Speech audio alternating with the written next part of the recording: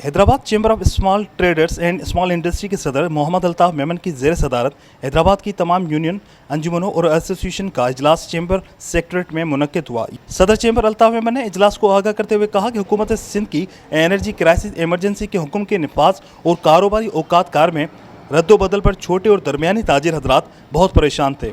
कारोबारी औकातकार और load shedding पर कमिश्नर हैदराबाद डिवीजन नदीमुल रहमान मेमन की ज़ेर सदारत एक इजलास हुआ, जिसमें हैस्को चीफ नूर अहमद सुमरो भी मौजूद थे। इजलास में उन्होंने ताजिर बिरादरी की भरपूर नुमाइंदगी करते हुए कमिश्नर हैदराबाद डिवीजन को आगाह किया कि ताजिर अपना कारोबार रात 9 बजे तक बंद करने पर तैयार हैं, लेकिन कारोबारी औकात के वक्त लोड शेडिंग नहीं की जाएगी, उस पर ताजिर बिरादरी को एतमाद में लें।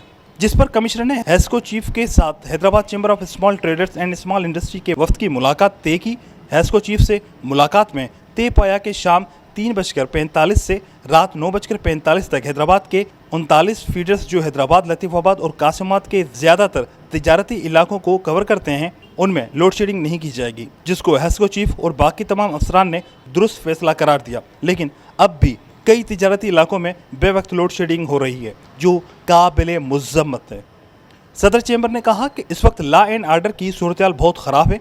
जल्द कारोबार बंद होने से डकैतियाँ बढ़ गई हैं। हैदराबाद पुलिस को लॉ एंड आर्डर की सूरत-ए-हाल बेहतर बनाने की अशद ज़रूरत है। सीनियर नायब सदर मोहम्मद इदरीस मेमन और नायब सदर मसरूर इकबाल ने कहा कि छोटे ताजिर मईशत में रीढ़ की हड्डी की हैसियत रखते हैं, उनको नज़रअंदाज करके तरक्की करना नामुमकिन है।